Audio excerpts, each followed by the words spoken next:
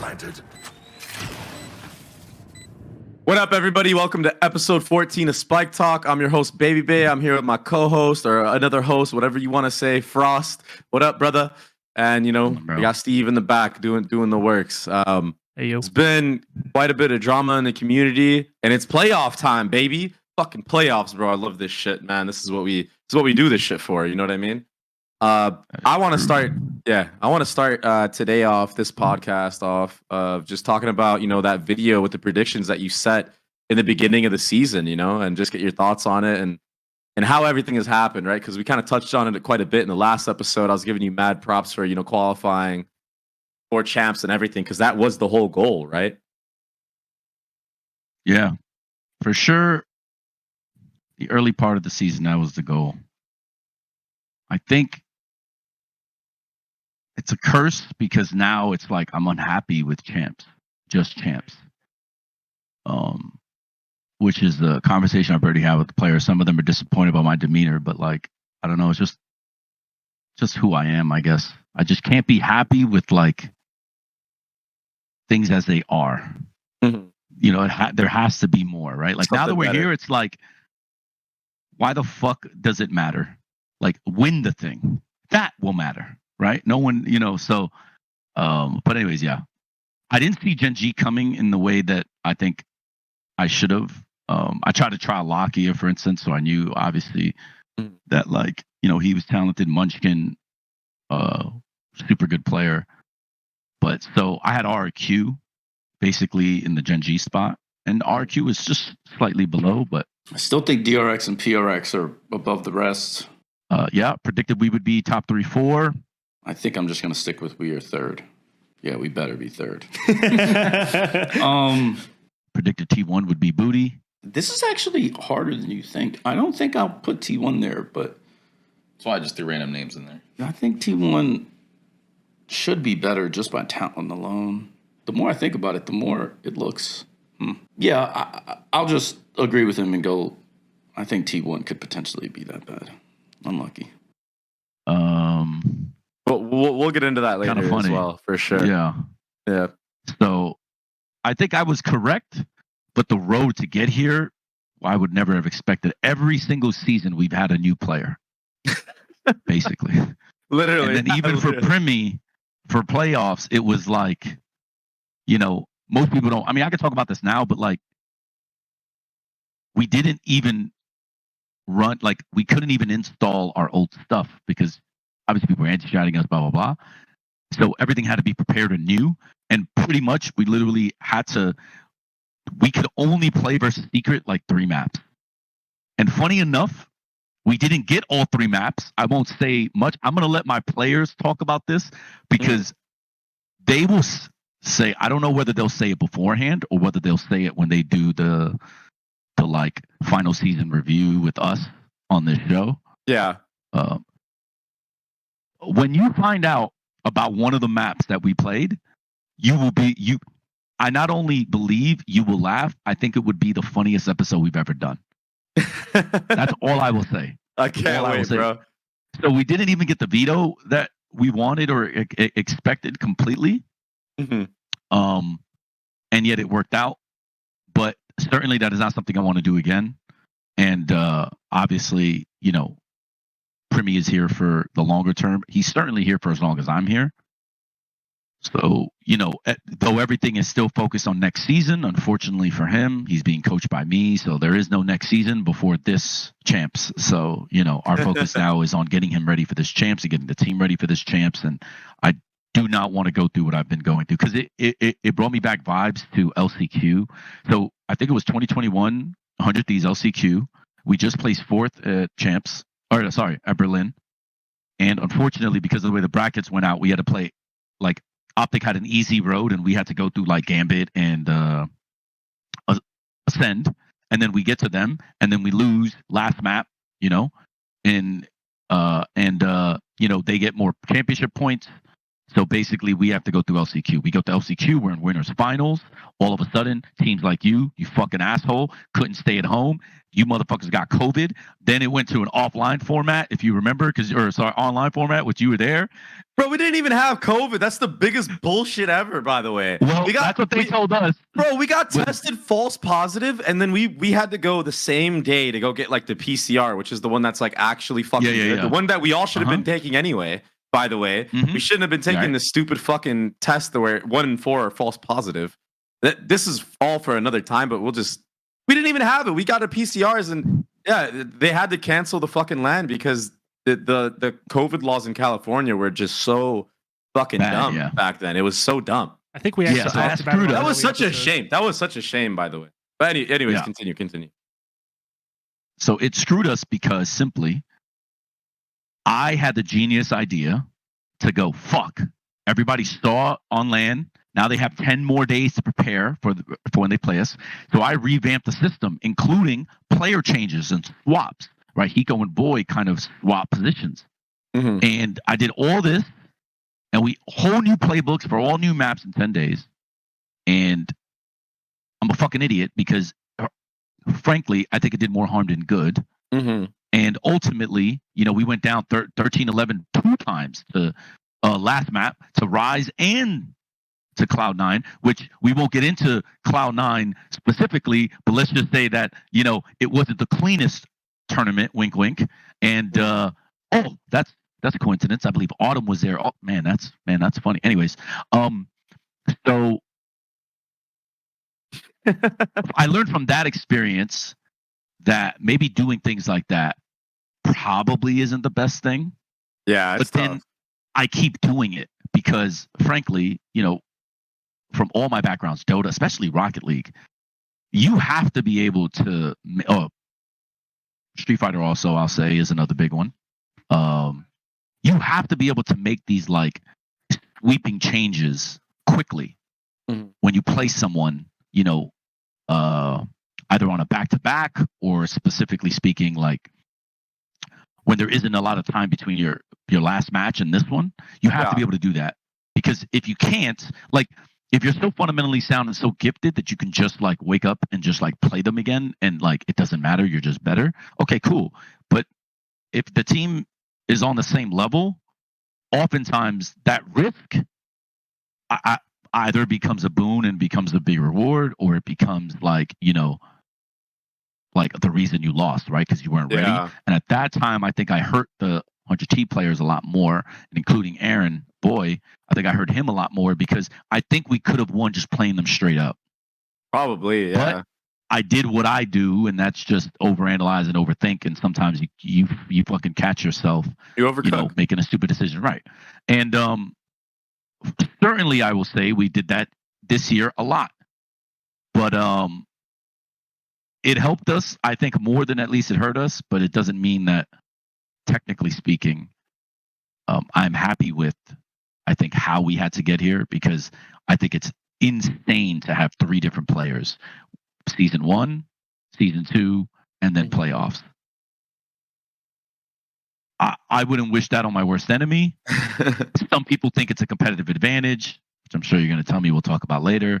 But in reality, I think this has been by far the toughest season I think I've ever had, specifically because of, unforced errors or just us. Yeah. Like we're making our lives more difficult by not having continuity at every position.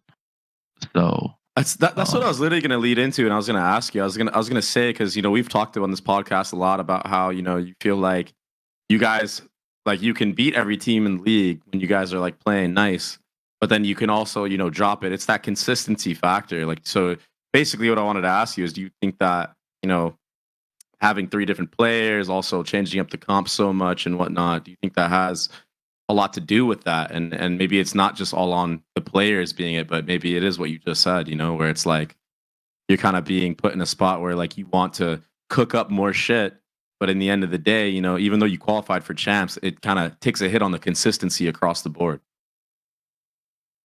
Yeah, like, so the 6-man roster thing, right? Everyone, even Blade and CS was trying to make it work.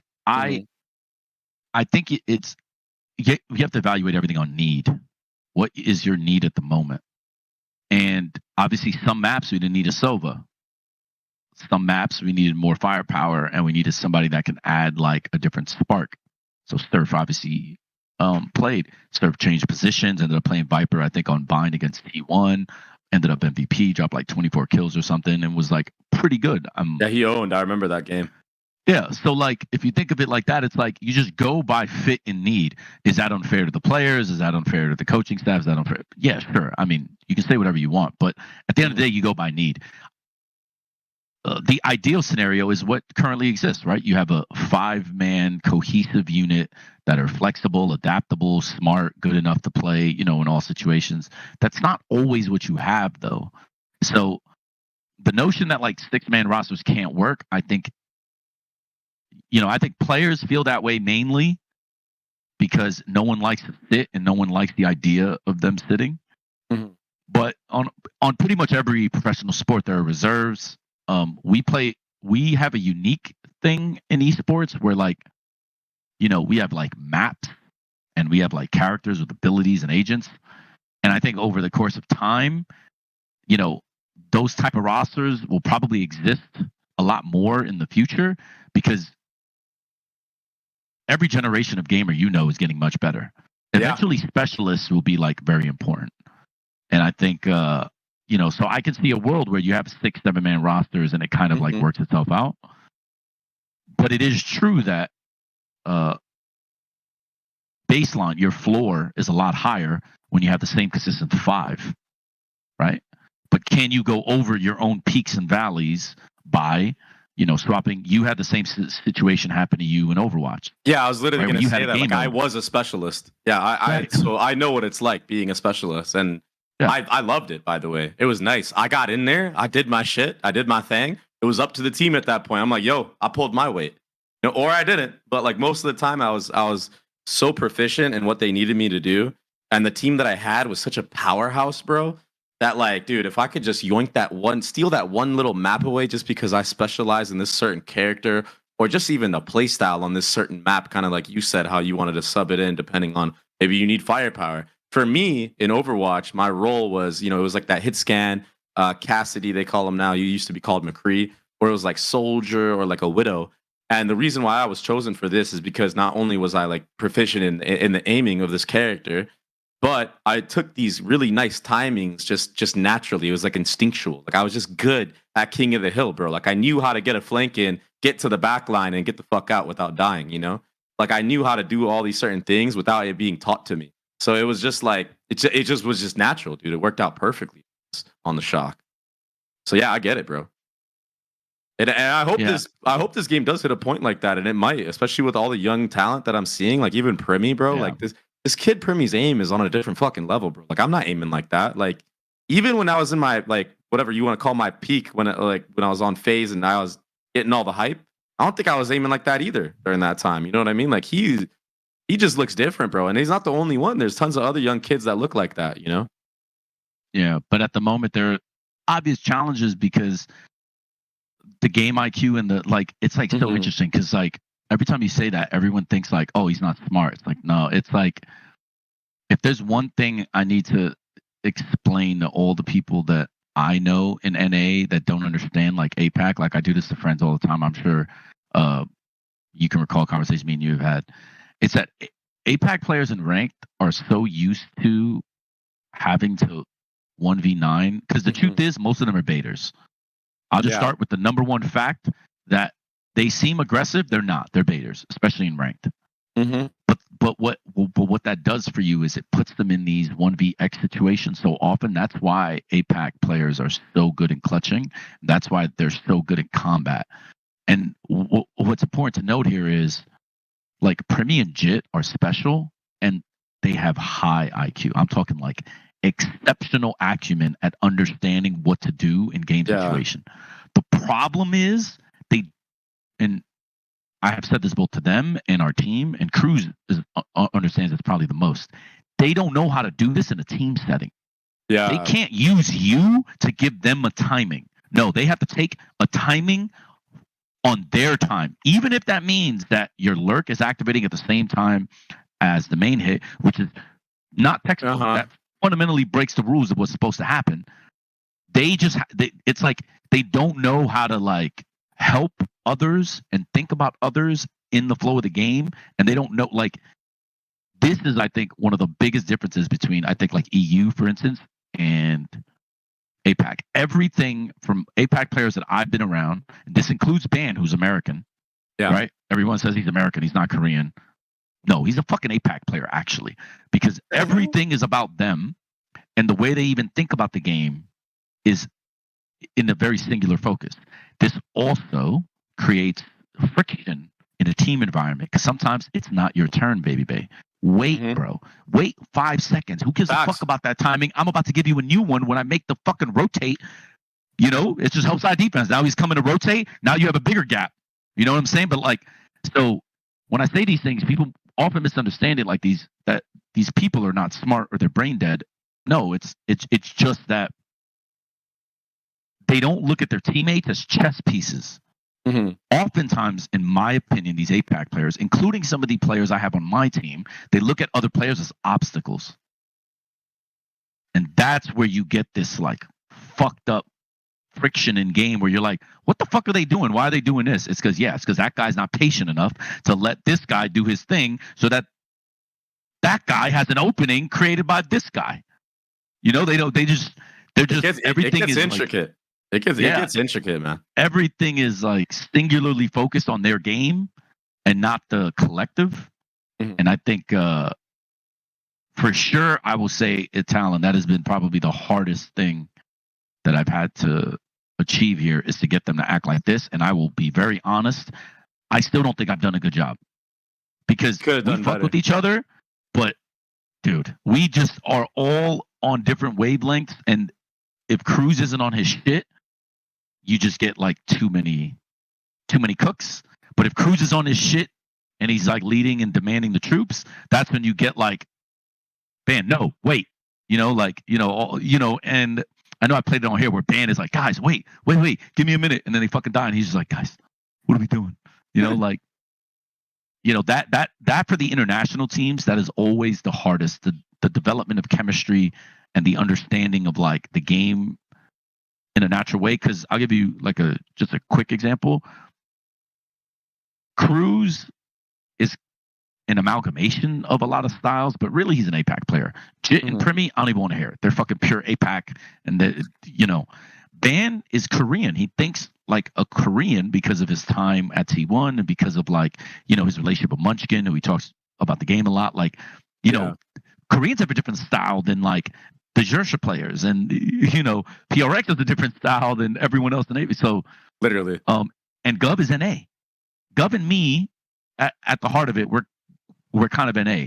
I'm a little more EU than Governor, but in general, we are more NA than I am way more NA than I am APAC for sure as a coach. Like I'd argue that I don't have any APAC principles in me, for real, because that's just not how I think. That's never been my thing. Certainly got me in trouble with Simple in the past, but so that I think is the hardest part about this whole Talon experience is trying to get so many different cultures and backgrounds to unite, and then also in server when it matters to think the same. And it's been almost an impossible task. And then I have to do it again now with primmie. Now we have to throw everything away and go, okay, we need to start anew. So it's like, it's tough. At least you did have, like, you do have some time though. The fact that, you guys qualified for champs in the way that you did. And like, you actually do have like a little bit of time. What you have like, let's say a couple weeks now. It could be worse, bro. Yeah, it could have been like, for sure, it could have been like, bro. You have a couple days. You know what I mean? Yeah. So you do have time to cook. I mean, selfishly, it's not easy though. Stage, it's not easy for sure. Right. So selfishly, primmie was on the biggest stage in playoffs in crazy environment. Atmosphere was intense because, qualified for playoffs. Now he's champs. Can't get bigger than champs in our game, right? What a start. So dude. Going into next year, right. Going into next year is when I really think, he'll flap his wings. But that doesn't mean that we're giving up on this year. It's just, I know that with the right off season, because there's already things me and Band particularly have talked about his off season. Mm-hmm. Me and Primmie are going to get into that too. So I'm excited to see what I can do with him with a full year, rather than the bullshit that I've been doing, which is every fucking season, you know, a new player. So hard to be consistent like that, man. That's just so difficult. And we've spoken a lot about roster changes and people hitting the panic button all year long. And but for you, it's not hitting the panic button. That's the thing. Like that's what I like about where you're coming from with the roster changes and stuff like that. It's not a panic button hit, but we've seen teams who hit the panic button absolutely fold, bro. I mean, that's why we're seeing Loud literally not be at the first champs literally first champs. And now, potentially even Crew might not make a champs as well because, they made a roster change as well randomly, after having some success. They were 5-0. They were another 5-0 team, brother. Right? Oh my God. Yeah. They were 5-0 stage 1. They choked in the playoff. Okay, fine. Shanghai was not Shanghai was not that important. I had a back and forth recently with some dweeb on Twitter. No offense, dweeb. I don't know your name, but I'm just going to call you dweeb for now. And I basically, I sent a message, because I was honestly applauding Calm with how he's been playing lately. He's been playing fucking awesome. They figured it out, right? Like they figured out team hit how a to stride for sure. Yeah, they hit a stride. So and Calm is the type of player where even last year he was struggling in the beginning, but then he ramped up towards the end, like when it mattered, right? Right. And this little actually. Yeah, no, deadass. And this little dweeb was like, "Oh, what do you mean? This doesn't matter. They already qualified. This is all for seeding or whatever." I'm like, bro, it doesn't matter. You don't think the form of how you're going into champs matters? It does. It fucking matters for sure. For sure. There's two ends of the spectrum, right? You either sit there and you hide strats for champs, or you fucking ball out and you look like the most dominant team ever going into champs. It's the two spectrums. You don't want to be in the in-between. You don't want to be caught in the in-between where like you were trying and you're showing a lot. You either fucking dominate the games, you barely had to show anything. Levs win today, for example. They won 13-2, 13-4. What did they really show besides for the fact that they can fucking put you in a body bag? You know what I'm saying? Like all these international teams are watching this shit, and all of a sudden you're like, I don't want to play that team. Even I think we can share this. It's fine. Like at first you were like, I'm okay playing Lev. You know what I mean? Too. Yep. All of a sudden, all of a sudden after today, it's like, you know what? Like I'm still okay, but I kind of don't want to. You know? Oh, for like, sure. When I'm playing like that, right? It's like, fuck. Yeah, bro. It's like, dude, like you want to play against this guy that much when you see what he's doing in the server. That is the world's best duelist. No disrespect. Yeah, but, real shit. Everybody keeps saying other people are, and we keep saying on the show, like, guys, I don't think you guys have any idea. No, that is the best duelist, bro. He's always been the best, and he always will be the best, bro. Well, we don't know if he always will be, but as of this moment, he's the best for sure, for sure. Anyways, I think we got off on a little tangent, but yeah. But yes, there are two ways. You're either tactical about what you're going to do in champs, or you are confident. And in order to be confident, you need to be winning. You can't be losing, or you shouldn't be losing and feel confident. That's just insane. That is what I call irrational confidence. So yeah, Lev is certainly in a position where they should be very confident about who they play, when they play, how they play. Mm-hmm. Exactly. Oof. Anyways, on some other news, Chet and Victor got released. It's official. And then I think there was a leak that Demon 1 got moved onto the active roster. I'm a big fan of this. In terms of the Demon 1 returning to the active roster, I'm happy. I think FNS is going to have a fucking field day with this guy. And on top of that, I think now they have an opportunity to potentially find somebody else, like God forbid, let's say Crashies doesn't end up on the team. I don't know any leaks, by the way. This is all just me, this is hypotheticals in my own brain. But let's say Crashies, because he's not playing with Victor anymore, decides to, maybe join another team with Victor, let's say. They have an opportunity to maybe get somebody like a Jogamo, and all of a sudden, you have this Raze player, and you also have that crazy Jet player, and they can do that little switching thing that they did before. I'm not saying it's going to be Jogamo. I'm just saying, they have an opportunity now to do something like that, where you can run multiple different things, and it's a system that'll actually work within them. And I think FNS can do a really good job of calling around that. He knows how to enable star players. He knows how to make the best out of really good talent. We've seen him do it multiple times. So the rumor is Potter and Jog, right? That's a That would- rumor. We don't. That would be That's the absolutely rumor. crazy, by the way. I didn't even know that. That would be crazy. Yeah. I don't think it'll fit or work, but that's a conversation for a different day. I'll just say this. I think, okay, Victor being released makes some sense because it goes back to what we talked about on the show, which is, he thought he could out call FNS, got him out of there. Obviously didn't. Then Ethan tried it, and then they got him back. So there's no place for him now because technically Ethan's there. He's filling the Ethan role. Mhm. Or last year he was filling the Ethan role. Ethan is an upgrade. Whether anybody wants to admit it or not, he's an upgrade. Ethan, So then it becomes, Ethan's the truth, bro. yeah, is he going to be a duelist? Well, in today's day, I don't know if Victor's good enough to be a main duelist on every map and get you the production that you want. So Demon 1 makes sense, but Demon 1 also limits FNS in the same way that Ye did, which is so ironic, and I'm not going to get into that because that's history that I don't even want to get into here because I'm tired of these guys talking shit anyway. But I'll just say he's going to have the same problem with lack of flexibility at the duelist spot in an era and in a meta where you want flexibility. Mm. So I don't necessarily think Demon 1 returning is actually good for Demon 1 or him. If, I'm not talking to Max, so I don't know, but I'll just say this. I think he needs to go to a team and a coaching staff that will get the most out of him and can build something around him and can make him, comfortable-ish. I certainly don't think that is going to happen here, simply because, yes, they have the history of doing it with Ye, but they complained about it the whole time. They hated it the whole time, and this is not going to go away, right? The people are the people are the people. So if he is their fifth going into next year, their comp's going to be restricted. Sure, he can spend the entire offseason learning these characters and agents, but you know better than anybody, instinct is instinct. And none of these guys play those agents, so how's he going to get help? So I don't know where this puts them, but I think that having a long offseason with the core that they have,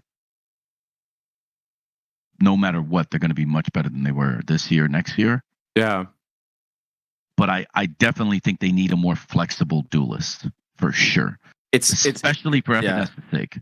It's either that or you got to run that that swap Aruni where okay, now Demon 1's controller, maybe you have Sam on Rays or Neon. You know what I mean? Like it's got to be that you got to have that type of system, I feel like, because it's already proven with Demon 1 that system works.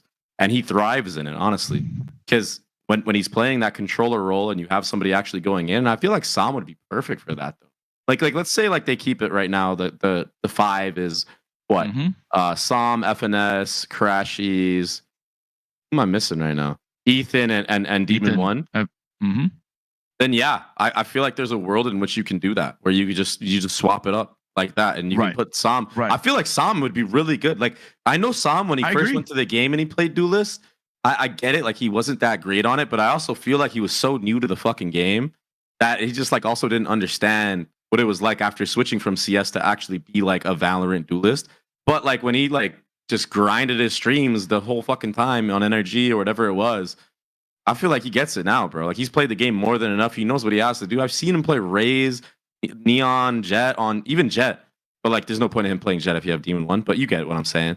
I've seen him play Raze and Neon, and he's proficient on him, bro. Like he looks mechanically sick. He's a talent, bro. And he's got the aim for it. He's not scared. He plays smokes like a duelist anyway. I mean, real shit. So it could work, bro, in that aspect. But I agree with you though. If you're not running that system and you're putting it all on Demon 1 to be the duelist, you are limiting yourself, and that puts you in a shitty spot when you need that flexibility. Yeah, I will say I completely agree with everything you just said. Full stop.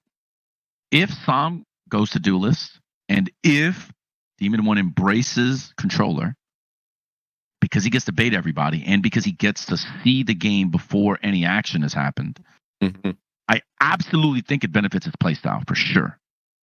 Will he is the question. And I will say this, one amendment I'm going to make to what I just said was, I actually think Sam will be better on Jet simply because Sam will play faster, more aggressive, and actually create space. Demon 1 is not that. Mm-hmm. So I actually think even on Jet, for the purpose of this team, it might be better. And under those circumstances, if Demon 1 actually just replaces Marv, I think this roster could be Sickening. phenomenal. But everyone has to buy into that. And if they buy into that, I think people are going to have problems next year for sure. Yeah, I agree. I guess we'll get to it, bro. What's up with this shirt, bro? Trust the process, man. Can you I don't know. Everybody, can you tell me where you got this shirt from? Like, you going out on stage after you win, you beat Secret. You got this random shirt on, bro. It says trust the process. I thought it was Photoshop, bro. I didn't realize you actually copped this bad boy, man. Like, where can we get those, bro? You got like a TikTok shop or something? my team manager Ray, actually. Yeah, just having a little fun with both the current situation and sort of just like where things are. I think it's caused quite the reaction. As Ban has to tell me every day because he like sees the Korean forums and like of course. Even people from T1 are asking Ban like, bro, what the fuck? And it's like, it is what it is. Okay. So I guess what you really want to know is what the fuck is up with me in Autumn, right? Literally, bro. Yeah, because you're wearing that shirt. There's a tweet of Autumn, May 4th. 2-1 Gen G Korea. Make masters, fuck doubters, trust the fucking process, please. And you qualify for champs, and your shirt says trust the process. Right. And if I'm correct, T1 are not going to be attending champs. Okay, so we're going to get all the drama with me and the Korean Mafia out, I guess, on this episode. Okay, so start with the first. The first is I have a history that I kind of touched on earlier, right? When talking about LCQ. Come here. Let's just say I interviewed for T1 and they basically said you were trash. Wawa, by the way, has done that twice to me for Autumn. So I said, okay, cool. I saw the roster at the beginning of the year, made that prediction on that video. Let's just say word got back to me that some people were like, ha, ha, ha, ha, ha. This guy doesn't think he knows what he's talking about. We played them this season. I think people think I'm bullshitting about the proof that I have, which actually, you've seen about the scrim leaks and how people are cheating and the proof that I have that I've already submitted to Riot. People actually think I'm lying about this. They actually think that I'm literally. Yes. It's not. Yes, you're right. You're right. No. You're actually right. I am. You're right. Yes. As a competitor, though, I still frame it that way. You feel cheated. You feel cheated. To me, I just think it is, right? If there's a network of scrim sharing between teams, the reason why you even want to do that in the first place is to see what the other team is doing because you're about to play them. Well, we will. What we can say is in certain other games that is deemed cheating. Yes. And even in sports, Spygate was a big thing in America because the Patriots were scrimming recording other people's practices. Having a bot is basically the same thing, right? But anyways. Yeah. So I was unhappy with what I found out because that wasn't the first team that I'd had the situation with. As a matter of fact, there was another team that we suspected and also other teams suspected and brought it up to Riot. And we just happened to be part of that thing because we had also kind of submitted a complaint. Yeah. So then I found out, wait. This is going on here too. And then it became, wait a minute. And then there was another team. And it's just like, now I'm realizing, wait a minute, this is some fucking bullshit. Like, what the fuck is this? So, when you add that in its totality, it seemed like, it was unfair. I think how on this episode, I kind of took out frustrations with T1 specifically, knowing that there were other teams that had done it, right?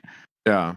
The T1 situation just happened because, to me, I think a little bit immaturity on my part because it's whom, right? It was the who and the whom Yeah. that created this like, oh, fuck that, right? Again, you're Because- to you, you're probably because like, oh, I will again? just Like, reiterate I'm to not gonna everybody. let this slide this time, probably. Right, is what because you're I thinking. have lost a job because people were sharing our scrims and we You lost, got countered, yeah. right? And we lost. And then I was told afterwards, a year and a half later, like, oh man, you're cool. My bad. You know, this is what happened. And I'm just like, all right, you know, cool. Thanks for telling me. It's the same thing that happened here with the proof that I have, which you know about. I'm obviously not going to leak the proof because I'm not trying to ruin someone's career by fessing up and being honest. But Riot knows this. I think I was frustrated with the system, right? Like a 2-4 team should not be able to make playoffs. Yeah. And then I think I'm having on a personal level, on a human level, as a dude, I think the culture clash between me and Asia is like pretty out there because let me explain. You haven't heard me talk shit about Team Secret after we beat them, right? I haven't said one bad thing about You Team haven't, Secret after yeah. we beat them. You actually One, haven't. not one, not even to my closest friends. Yeah. Let me explain why. You know, where I'm from, if it's a good match, if it's close, if we go to blows and it's real, you respect game. You know what I don't like? I don't like when people are cheating or people are 2-4, should have no business in playoffs, luck their way into a major, now doing this.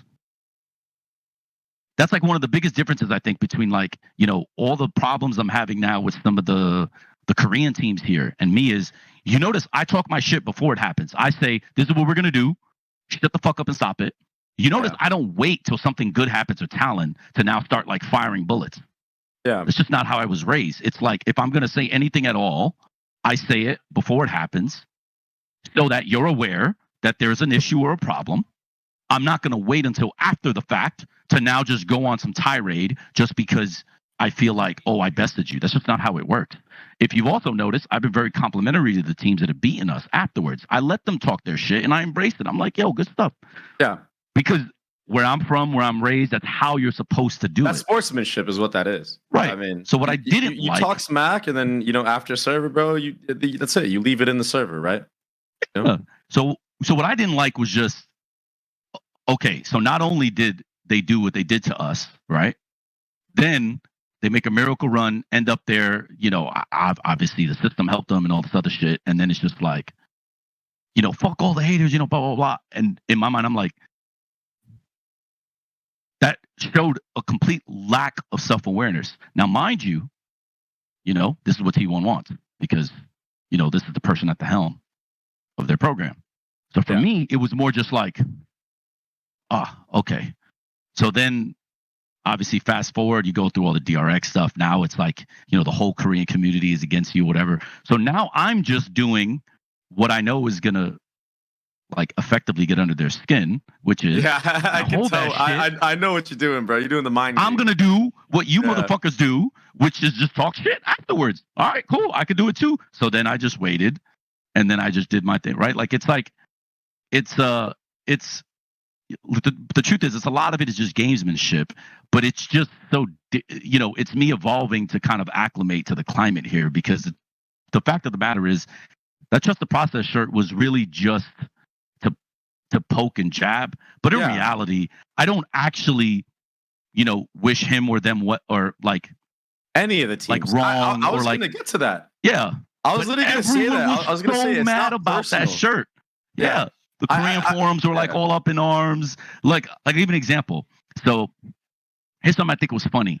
So Ban and Kathy showed me like all of what the Korean forum says, like, you know, about me, right? Just because they think it's funny. Yeah. We were in the train and someone took a picture of us, right? And in the comments, some people were like, I'm surprised you didn't tell Frost, like, you know, how did it feel to get his ass beat by like DRX or something, right? So I thought that, so this is the first time this is when we lost for the second place of the league. Yeah. Right? So now, after all the stuff that's happened, I'm getting all these people asking for pictures. Bro, no one has cared about me at all here. Now they're asking for pictures, and you know what they're doing? They're posting it on the thing, and they're like hate watching almost. They're almost like talking shit to me in my face. That's kind of scary, bro. I'm not there. No. I mean, it is what it is. Like, look, we are in the entertainment industry, technically, right? It's not the same as sports entertainment, but it basically is sports entertainment. And what have I told you? We get paid. We're competitors. This is part of the business. Like, you have to accept that. I'm not even complaining that they do it. I don't mind. What I'm saying is, you have like girls, like little girls effectively taking pictures, smiling, laughing. I know they don't care about me, but then I see those same pictures on that forum and they're all laughing because of what people are saying about it. And what I think is so funny is, like, it's that serious here. So all I was doing with that shirt was just basically poking fun at, I think, how serious I believe people are taking the slight. Inadvertently, I guess, it's causing more uproar than I even anticipated, because now it just seems like, I'm fueling the negativity and shit, which technically wasn't but like I said earlier, I classified this with like, it's a bit immaturity on my part, because all I'm doing is just now going, now I'm poking it. Poking the bear. Maybe I shouldn't be igniting the flames as much. So it's why I didn't really want to talk about all these things on the show today, but I mean, it is what it is. We might as well just get it over with. Here's the explanation. We move the fuck on. But that was basically what the fuck that shirt's for, and like why it even mattered. But you know what though? Like you bring up a good point, and it's showmanship, bro. It's Look, listen. It's cool. I get it. Like we all want to be politically correct all the time and whatnot, and be nice to one another. Just because you like to, speak your mind and talk some shit in a game doesn't mean you should be witch hunted for it. I don't think shit talking is a bad thing. You're not saying anything personal, talking about appearance. You're not talking about people's lives. You are literally keeping it about the game in the server. This is competitiveness, bro. This happens in sports all the fucking time, bro. Right. And for those of you are taking it very personally. But this is what I'm trying to say to everybody out there, including Korean fans as well, or whoever it may be.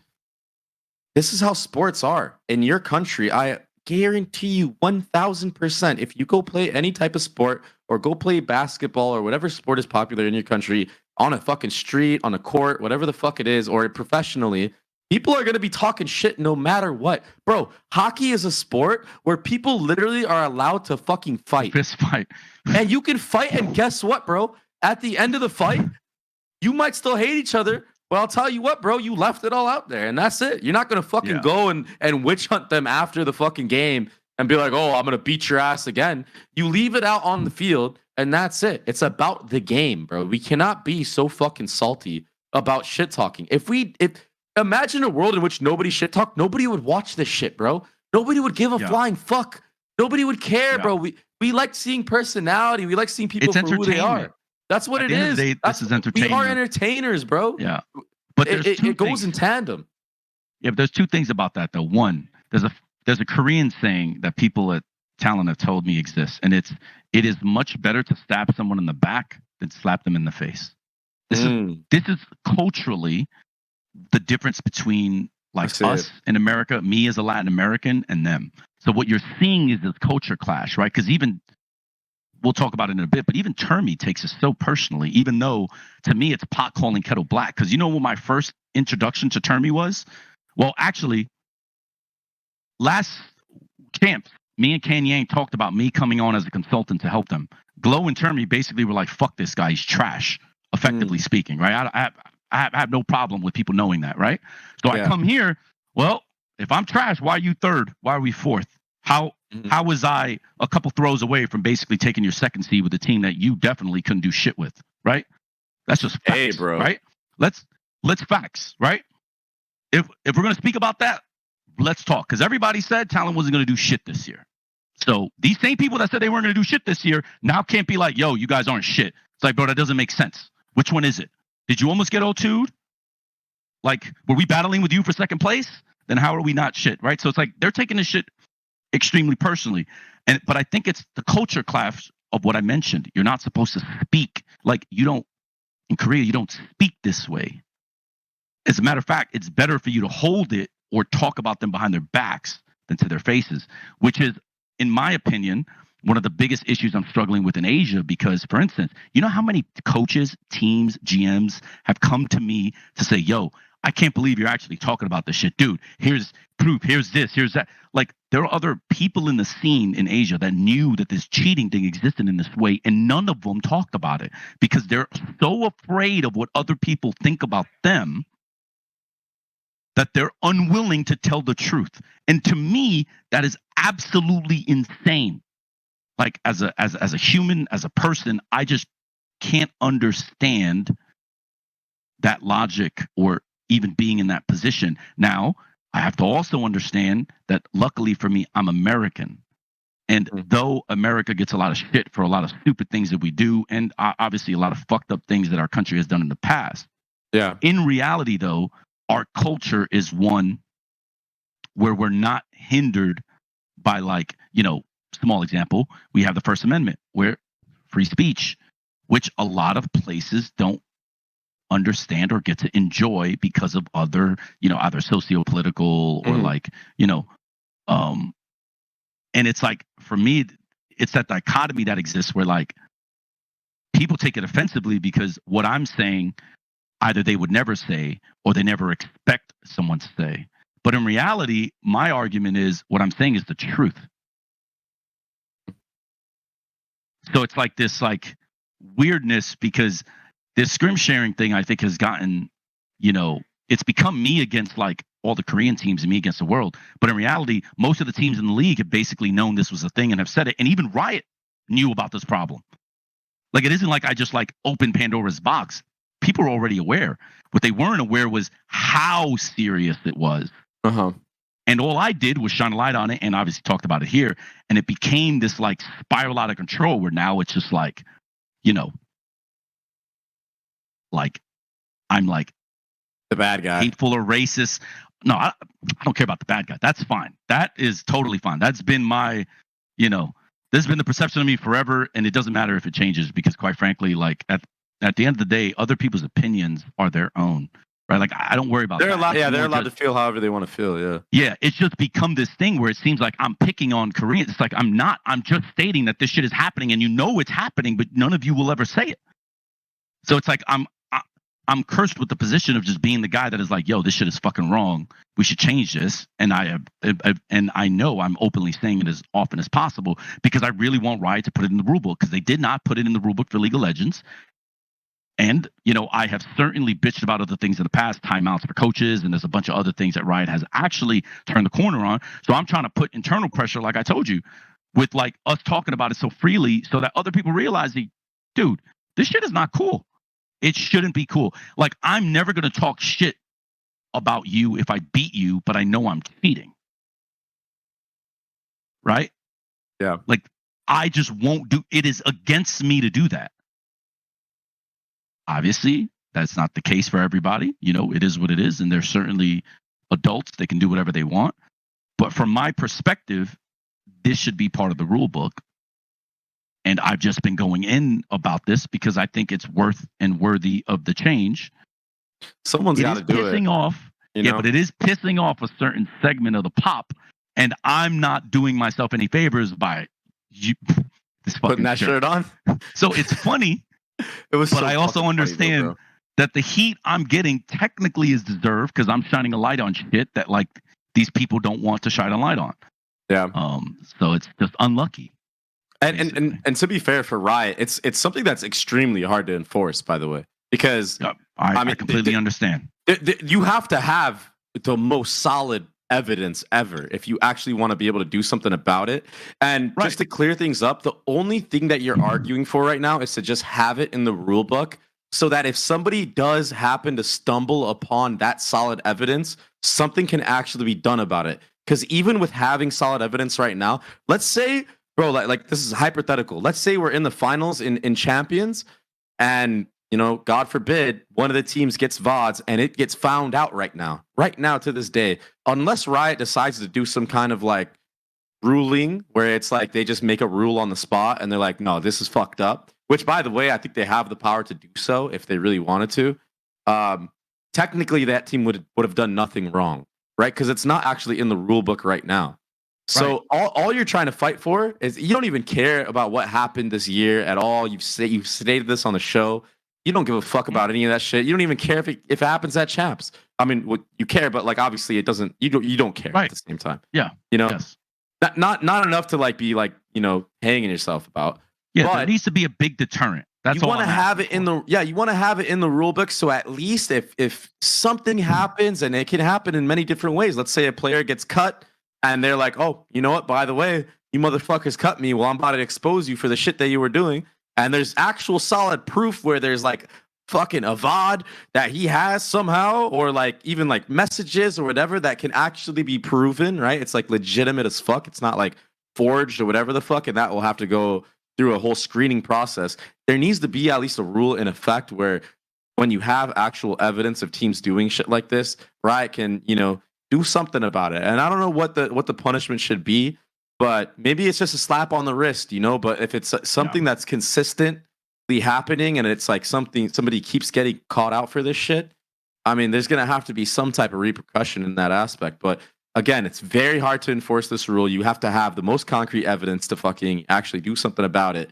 But still, we need something in writing that can basically try to even just dissuade teams from doing it in the first place. Because if it's in writing, now all of a sudden in your head, you got to be like, oh, fuck, like maybe I can't be doing this, and et cetera. So yeah, I mean, that's all, and as for, all the flack that you're getting, I mean, hey, listen, I don't think it was fair that I fucking casted a Gen G Fnatic game where I felt like I was risen up Gen G as much as I was talking bad about Fnatic, and all of a sudden I'm racist for that. Like there's people tagging me on Twitter calling me racist. Well, because they thought I was biased to Fnatic in a game. Yeah. And bro, by the way, I'm doing my fucking job. I'm commentating the game as I see it. That's how I saw the game. Fnatic were up big. They could have pulled out an operator. That doesn't mean I didn't give mad props to what Gen G did, what Munchkin did. And by the way, I got hella DMs with all of them. I even messaged him after. I messaged Munchkin. I was like, yo, bro, how do you feel about this that's going on? He said, you know what he said? He said, fuck all those Reddit people. That's exactly what he told me. All right, he didn't say that exactly, but he basically said that. That's exactly basically the gist of what he said. He's like, bro, ignore them. They don't know what the fuck they're talking about. Keep doing your job. Call the fucking game as you see it. I love what you're doing. It's a fucking joke, bro. It's a fucking joke, man. So it's some of these. I think culturally, we're just so different than them, and I think it's just as APAC and Pacific improve, get better, grow. Now Gen G won their first major, or like APAC's first major. Sick. I think as time goes on, I think these edges will be smooth. It's just interesting that this is all happening both between you at the broadcast booth and me here coaching as an American. Because, I didn't, I just didn't understand what the APAC community was, what the players and coaches were like. Like, when you don't really until you get here, but now you're beginning to realize like, oh, these people actually just don't talk to each other. They're diehard, like bro. Yeah, and the fans are diehard as well. I mean, I've heard stories about like how Faker can't even fucking like. Sometimes he like has to stay inside of that T1 arena because like there's like crazy ass fucking fans that like they're like they're rabid and they're like sometimes he's literally emotionally tied inside to the team. No, for sure. But like even socially, they don't really talk to each other about feelings and thoughts and problems and issues. It's just it's such an interesting like dynamic basically. So it's like, all right. So unlucky. Anyways, so yeah, let's talk about Termi then, because he had this quote basically talking about your guys' game. He was talking hella shit to you. I like that. I like that he was talking shit though. I like that he was talking shit. Yeah. The only thing I don't like is that. Okay, so let me just read out the quote. So Termi says in some interview, whatever it may be, I think it was a post-game interview. we didn't. Basically, he said we didn't even show half of our strats on Abyss. I don't think Talon did any map analysis, so we just played default. They might be right. Who the fuck cares? You know what I mean? Like, because you went into this saying we're gonna do our game plan, try to build up primmie anyway. So he might be on something with that. This is the part that I didn't like, that didn't sit with me well. Coach Frost has a lot of problems. Even when doing fist bumps with me, I think he showed a lack of sportsmanship. He has no manners, no sportsmanship. He's just a little. Is it a yobo? Yobo. What is a It's- yobo?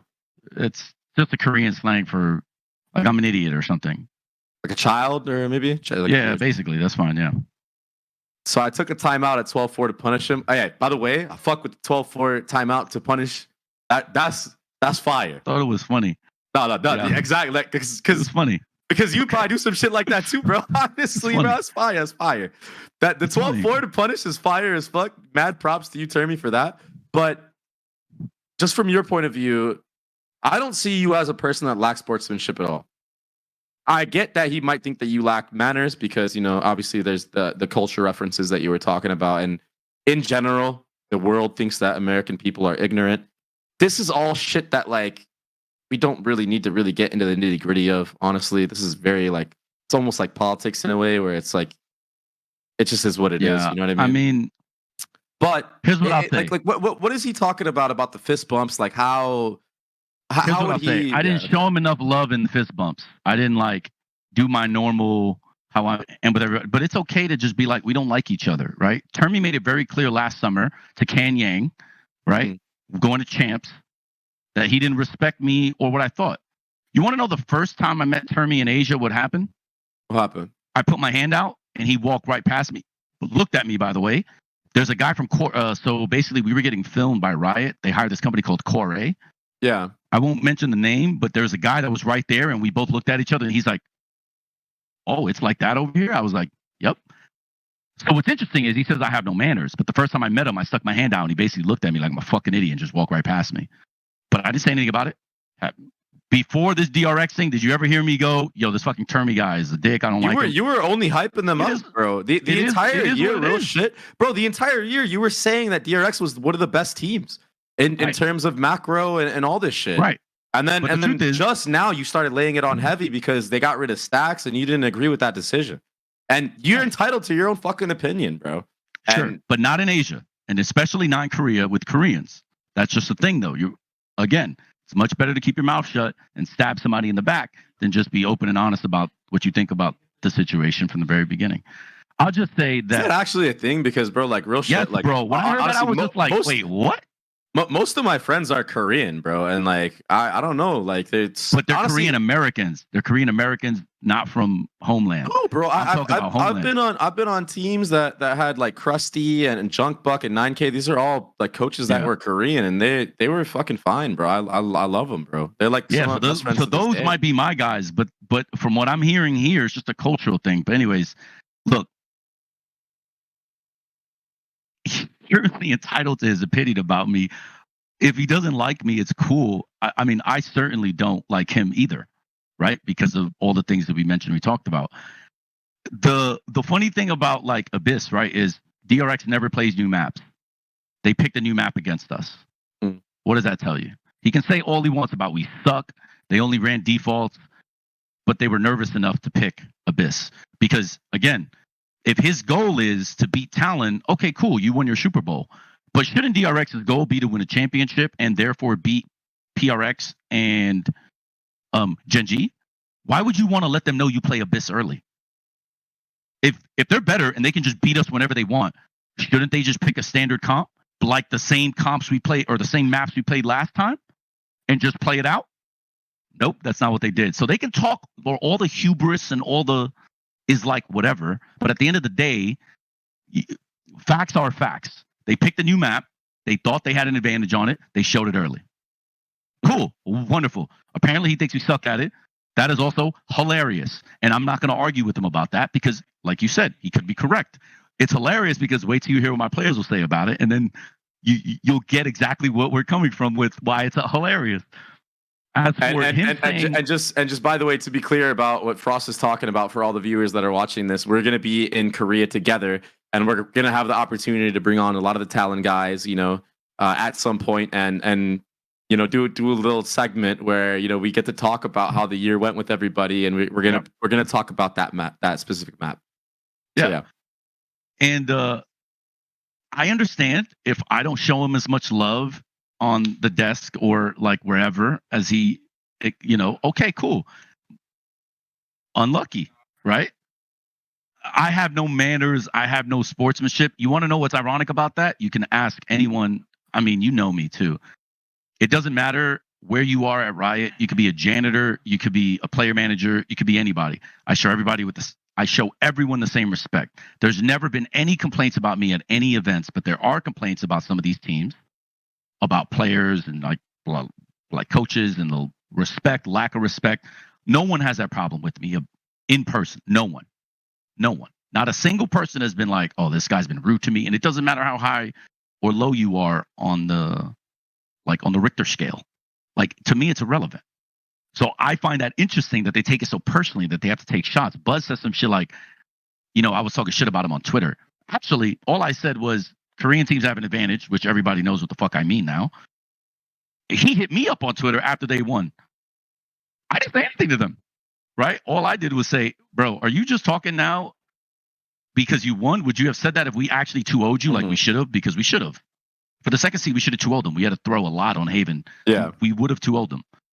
And that is like, I think the difference between us and them is like, I may feel however I want to feel, but like I wouldn't come on here, and I definitely don't do that outside where like I just talk about them randomly about like, you know, current situations. Because I just told you the first time I met Termi, look what happened. And I didn't like come on this show and just started talking shit about Termi for no reason. It just is what it is. Like it's okay. Not everyone has to like each other. It is true though. We should all show each other respect. But also, if we don't like each other, we just don't like each other, and it is what it is. I'm not going to try to change them. I don't want their energy to change. I think it's okay. I think it's good for both the sport and each other, right? If I'm going to bring the best out of Buzz, especially who doesn't do shit after he plays us, great. Congratulations, bro. If we are your motivating factor to be an all-star player and it propels you to be a great, that is fucking fantastic. Me, same way. If I'm going to use them as motivation to get better and to like do everything I need to do for my teams, that's cool. We don't have to be friends. We don't technically have to like each other. It is what it is.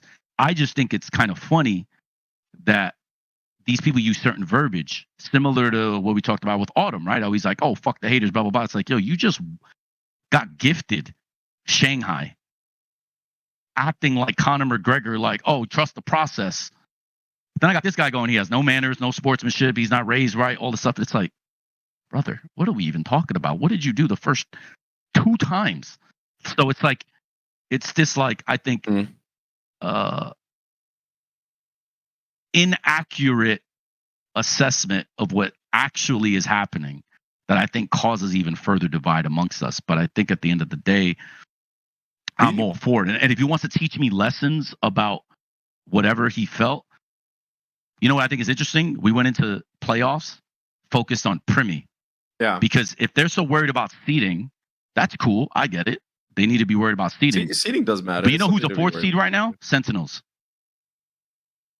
I was a 2 seed coming out of NA, and I had to play Gambit. Yeah. Seeding at majors aren't the big deal people think they are, because effectively speaking, every team that you play is going to be good. Yeah, exactly. And right? you can try to rig brackets to focus on matchups and all that stuff, but in reality, at the end of the day, what is your win condition? Our win condition with primmie, bro, we prepared really for secret. Yeah, because you need to make champs. That's where it makes sense to go crazy. Beyond that, we were not ready to play anybody on any other day, because really we weren't, right? And you know, small example of that was, we picked Ascent. We picked one of the oldest, most basic maps. You really think if the tournament is on the line, I'm going to pick Ascent? It's a map that you guys don't even fuck with. You switched duelists on like 3 different times. Okay. Like, me and you haven't even had this conversation. And that's effectively my point. It's like, sometimes you have to do what you need to do for your team. I didn't know we were playing a game. I didn't know there was a game within a game here. I didn't know I needed a lesson. I didn't know that the timeout call was like to arbitrarily prove a point to me. I thought it was funny. I fuck with that guy. I fuck with that guy hard, bro, for doing that. I fuck with that guy hard for doing that. I laughed at it in That's game. I was like, yo, you guys know what they're doing? They're calling a timeout to help us. I literally said that in the timeout. We were all just laughing about it because, like, at that point, we knew we are playing against house money. Yeah. And, you know, it is what it is, bro. You know what, bro? I know what we need. This is what we need, bro. We need, and obviously we're all going to be in Korea, bro. We need to get Termi. We need to get Autumn on here. We need to get you all in the same room. And we just need you guys to just fucking hash it out, bro. That's what we fucking need, bro. Just like almost like intervention style, bro. Just like everybody, like one at a time, gets to just fucking unload their fucking clip, list bro. of grievances. No. Yeah. I mean, it will be fun. At the end of the day, though, that would be like, so cool, man. None of this is really like important or like, right? Like, it's just funny fodder that people have picked up on over the season. It's a great fucking story. It's something to talk about, bro. It's making rivalries. This is what fucking competing is all about, bro. You're not supposed to like everybody. That doesn't mean you dislike them as a human being or whatnot, you know? But you're allowed to talk your shit. We're all competing against each other. We'd be dumb not to talk shit. You know what I'm saying? Like, at the end of the day, every single team wants to be the best. That's the whole fucking point, bro. And there's many different ways to achieve that. There's shit talking. I don't know, man. I'm just saying, bro. You know, it's we got to get y'all in a fucking room, hash it out, bro. SpikeTalk intervention, bro, will be the first episode amongst many, probably. I guarantee you, by the way, you're not the only one that's going through some shit like this. There's probably people going through this in many different regions as well. And it's just not talked about. The cool thing about what we're doing here is we're giving all the viewers a glimpse of what it's like. The shit that's behind the scenes. Otherwise, nobody would fucking know about any of this. They wouldn't know about what you're trying to do, how you're trying to get a rule in the rule book that's not placed there. They wouldn't know any of this stuff. So the whole reason why we're doing this is not to add fuel to the fire, even though sometimes it might, just indirectly. But in reality, it's just trying to give people a glimpse in what is actually going down in esports, what's going on, and like what it's like to actually be a pro or be a coach or even just be in the scene in general. You know, that's the main thing. It's not coming from a spot that's, you know, ill will. Like me and you, we don't have any fucking bad blood with anybody. You know? Yeah. Anyways. Unlucky. That's yeah. Anyways, hopefully some people can just, you know, chill out. You know, I think everybody in the community needs to chill out a little bit. That's it. You know, that's all I'm gonna say. Last thing we're gonna talk about before we start talking about some matches is Papa Com, bro. Papa Com, what up, bro? I hope he watches our podcast. Don't think he does, but he was talking about something, and he brought up a good point, a good question, and I just wanted to talk about it. Obviously, we're not here to fucking drag Papa Com whatsoever. That's not the goal of what we're talking about, by the way. But you know, he had this tweet, and this has already been, you know, this has been blown over already. It's happened a week ago. Congrats to Talon, but this is setting a. But is this? He's asking a question. Congrats to Talon, but is this setting a bad precedent or good for the game by bringing in a player last minute to a tournament? Seems a little unfair for Team Secret. I don't know. Should there be a change in the rules by Riot? It seems borderline competitive advantage violation. Now, just and this is all just opinions, of course. My opinion is bringing in a player in a playoff setting, it's really fucking risky. Super fucking risky. I think the risks outweigh the positives for making a move like this. Now, it just so happens that you picked up a fucking absolute, you know, protege of the game, prodigy of the game, right? And sometimes you get lucky, bro. Look at EG with Demon 1. They fucking struck gold with that motherfucker. Struck a diamond, bro. Diamond in the rough, man. Ironic, by the way, that you mentioned that. Yeah, of course, yeah. But anyways, he does bring up a good point because, you know, if Team Secret is prepping for, you know, your original roster and all of a sudden there's a roster change, oh fuck, you know. But we're playing at such a high level and we're getting paid to do this. Like, you got to be ready for whatever happens, in my opinion. So this isn't so much of like just me responding to Papacom directly. It's more so just what I think about if this were to be a rule. I don't see how it would actually be that much of a competitive advantage. And I think if a team is willing to make a risk like you guys did, because it was a risk at the end of the day, you are gambling that this kid is going to pop off in probably one of the most important matches of the year. This was a match that qualifies you for champions, right? If a team is willing to make a risk like that, I feel like they should have the ability to do so. And I don't think it's something that should be in the rules going against. It shouldn't be a thing in the rules saying, "Oh, you can't swap a player in." You know what I mean? It's your team. What if what if he was a sub and somebody got sick? You know what I mean? Like it's you know what I mean? There's a lot more that goes into this type of thing. But you know what? I love how immersed Papacom is in the scene, because half the fucking people just don't give a fuck and they'll just like shit post or whatever. I like that he actually cares and he's showing that he cares. You know what I mean? Because we need more shit like this, bro. Remember that with Tex, Aspas' mom? Yeah, okay, that yeah, was they go in. Hey, but they go in though. They go in. I like it though. I like it. Bro. I'm here for it. For sure. Dude, are you kidding me, bro? My mom, hold on. My mom at hockey games, brother. Oh my god.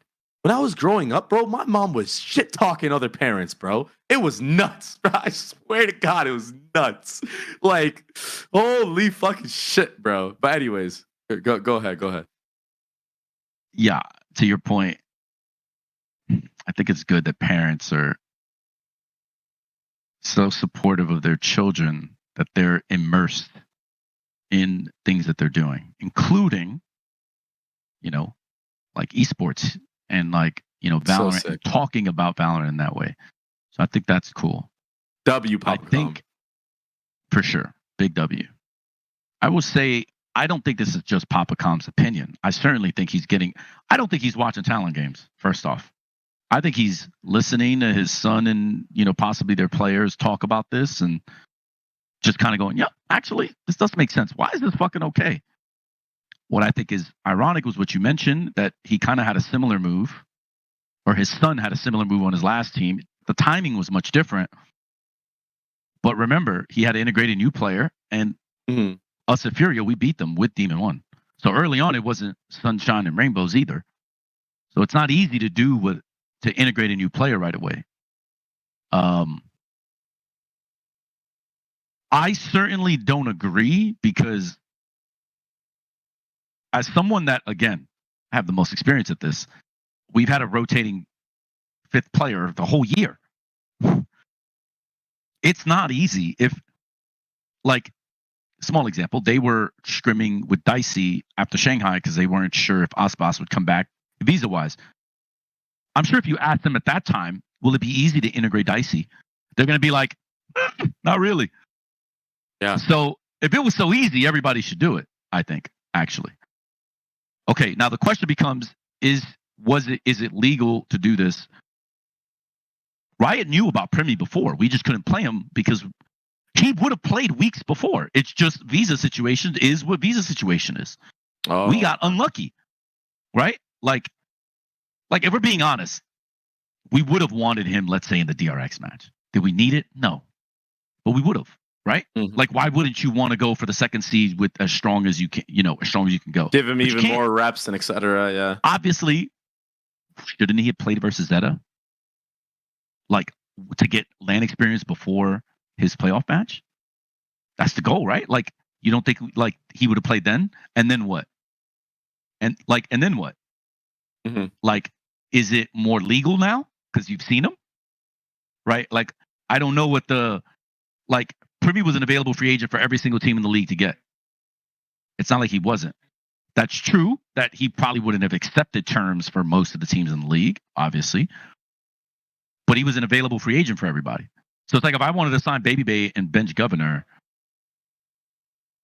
like, I can't do that. If it's within the confines of the signing rules and regulations per the rules provided by Riot, I don't understand why this is a problem, actually. So then it becomes, okay, well, we just got a crazy good talent that, like, just happened to carry us in a victory versus Secret. Okay, cool. But how many crazy young talents can do that in a playoff match with the stakes being as high against a team who everybody said was the second best team in the Pacific at the time, right? Because if you look at all the analysts and all the bullshit, they were saying, third best team, because it was PRX, Gen G, and then Secret. Secret beat Gen G the week before. So I'm just trying to figure out what's what. Is this an unfair advantage for us? Because that team should be like, wait, they're gonna add a new player, and we just beat Gen G. We ain't worried about that, right? This is what should happen, right, with a team like that. Because I don't know, like, it's not like if Secret replaced a player, I'm gonna be like, wait, they can't do that. Like, it's like, okay, cool, because I know how hard it is to integrate someone new, especially, when you're on an international roster where the proficiency in language isn't even the same. Yeah. Right. So I'm kind of confused about why people's perception is that this is like an advantage. Because also, you want to know what the record is against Team Secret and Talon before that playoff match? 2-1. Yeah, you guys were ahead of them. Yeah. You already beat them twice. I know. And then Like, I remember that. Yeah, they beat you. Yeah, you beat them. They beat you in that same like bracket, that like and we beat them playoff in the or season. whatever. Yeah. And then you beat them last in the season, and now you beat you're 3-1 now. So it's like, what was confusing to me is, I think, one, the notion that it's an advantage to swap a player right before a game or a series. And then the second thing is, I thought everyone said Secret was one of the best teams in the league. Which one is it? So I when I saw this and when it was sent to me, I initially was just like, wait, what? One, I was surprised Papa Com is even watching our games, which I don't think he is. I think he's just, truthfully, regurgitating things that he's saying, that his son and other people around him are saying. And then I think it's even crazier, given the perspective that I just mentioned about, like, what Com has went through, all the teammates. So it's like, I'm like lost at how it could even get to that point where now it's a competitive advantage to have a 6-man roster to be able to swap people in and out because people don't know what to prepare for, or to just completely swap new players right before the biggest game of the year. Because to me, it just speaks to a lack of education on sports. Because you can't do this in sports either. Because really? you gain all the reps. No. Because if you think about it, if you have you can, basketball team, it'd be dumb to, is what you're saying. It's insane because you build all your reps with the core group, and now your terminology has to change because that person may not know all the calls, all the jargon. Like, especially if you're playing football, because I play quarterback, so it's like they may not know the checks. They may not even know like what you're naming, like proper routes, dummy routes, like cadences they have to get down. Basketball, same shit. Like, they'd have to know like what you're running, and how you're running things, and like if you're switching everything on defense, like, if the perception is that this stuff is easy, I think that's like kind of crazy to me. In esports, I'd imagine it's even harder. It's tough, bro. Because I mean, like I said, talk about the panic button, right? Like, people that hit the panic button even earlier in the season, look at how they can't even make champs anymore. It's not easy to incorporate somebody. So I was surprised by this because of all the things I mentioned, but I'm obviously not angry about it. I certainly think Papa Com can continue to talk his shit. Dude, like you mentioned, it's good. I don't even mind that Com or Papa Com have this opinion. I'm just surprised how quickly the narratives change, because everyone was questioning me for being an idiot for having a 6-man roster. Now they're questioning me for having a 5-man roster. Now they're questioning me for the timeline that I'm just looking for consistency here in Asia. I'm just confused. trying to win, bro. You're like, I'm just trying to fucking win, bro. I'm just so confused. You're like, I just want to win. Yeah, because the truth is, if we're going to be honest, I thought what I was doing was stupid. because it was, again, I keep It's a thinking gamble, back to bro. It was a what gamble I no matter did what. Yo, real at shit, that it was a gamble. LCQ. It was a gamble. I made the call. This wasn't a cruise, a Dohoon. I made the call, right? Surf obviously wanted to play. I was like, little homie, here's the deal. Here's what the game plan is. And then I kept getting fucked by timelines. You know, he can't play this week because of this visa. He can't play this. And I'm just like, oh, fuck, bro. So then it was like, do we just scrap the idea? Do we just like try to qualify for champs and then maybe just he plays next year? I'm over here thinking about everything. And then I was just like, at the end of the day, I was like, if this is a long-term plan for him, he needs to feel the stage. He is not going to get a better education, in my opinion, than when the stakes are this high. And he's going to feel like I'll know whether he's a gamer or not, or whether I need to emotionally deal with and like help him get through what it's like on stage. I need to see it. I don't want to find out next year. Yeah. That way you know what he needs to work on right now and where you need to actually develop him fully. Yeah, it makes sense. I took the biggest fucking gamble of the year. It's the biggest gamble ever, by the way. This is like as if unprecedented to put somebody in a match that had the most amount of stake ever, bro. Like if you lost this game, you're not at champs. If I lost this game, I'm getting shit on. I'm an idiot. Whatever. Trust the process in reverse. Look at this guy, thinks he's good. You know, all this other bullshit, right? But I ultimately had to think, and oftentimes you have to think like this, short term versus long term. And long term, I wanted to know what I had now going into this off season so that I can better prepare him for the future. Right? Mm-hmm. As a matter of fact, I'll give you a short story.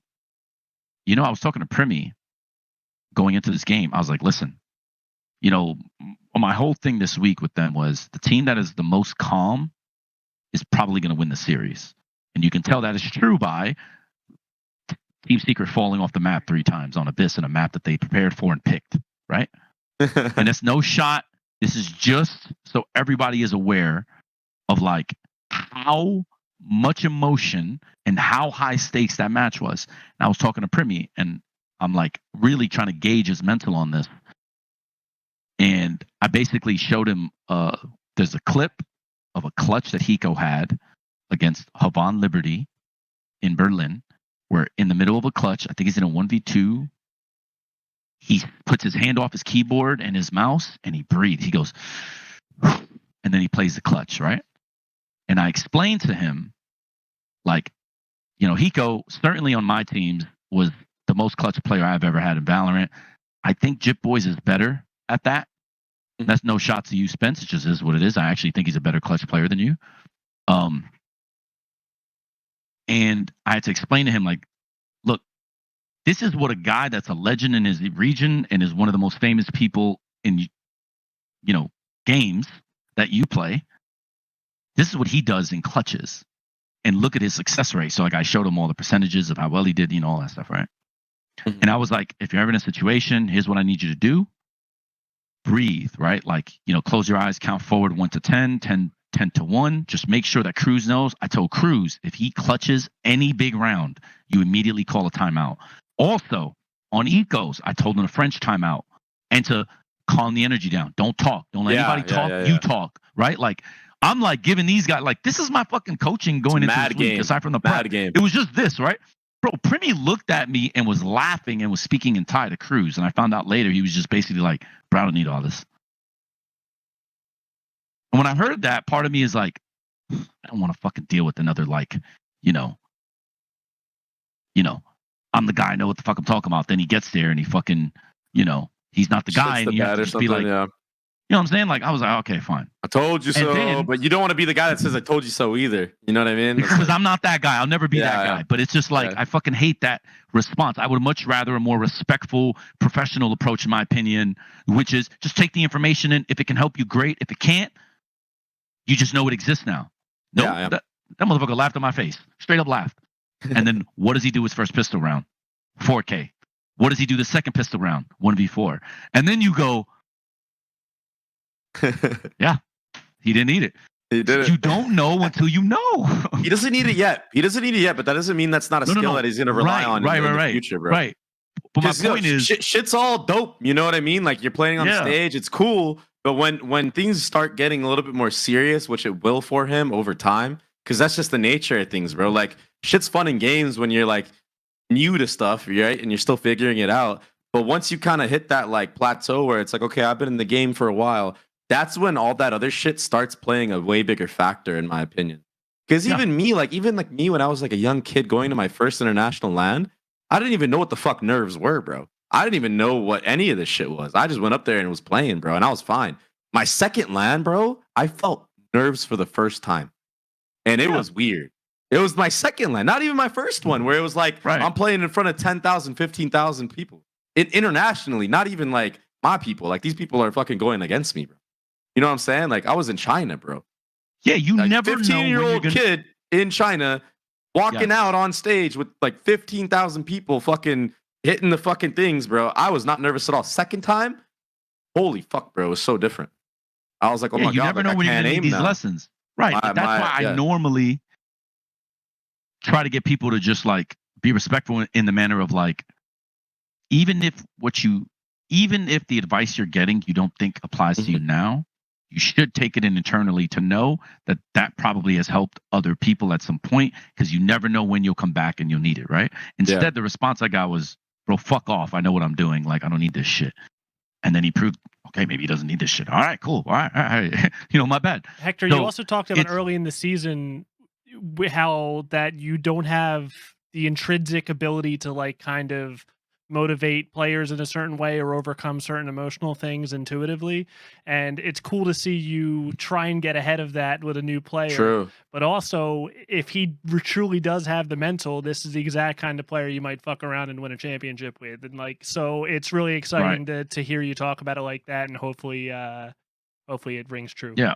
Sorry to interject, but it was a cool little No, by all means. there. Right. It's just interesting because I said I wasn't going to ruin him, and then I throw him in like literally the fire. So I'm trying to do my best to prepare him. I let him know, bro, if we lose, it does not matter. Don't worry about it. It's not you. You obviously aren't going to get cut. Like, don't worry about it. Like, this is something me and crew.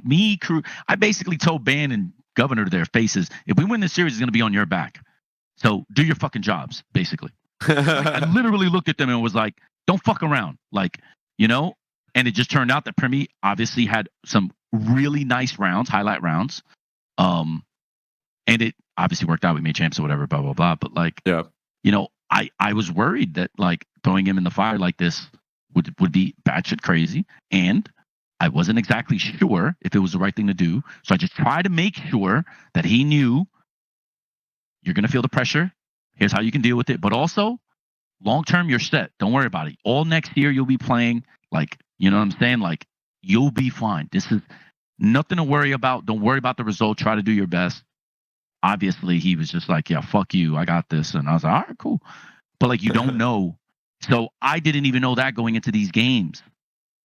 So this is where I think it's like kind of a misnomer to assume it's like, I think a tactical advantage. Bro, it's not a tactical advantage when we're playing basic maps and basic comps, and all year we've been doing the exact opposite. Like, if people now notice going into champs, obviously things have to change, right? Because we were playing Jet on every map. When the fuck did I play Jet on every map this whole year? Can somebody tell me? Because I'd like to know. Why am I picking basic comps? Like, just like, think about this. Like, it's interesting to me, the perception, and I don't know if it's personal, if it's because it's us that people speak this way or change their minds this way or have this discussion. I don't think it's that.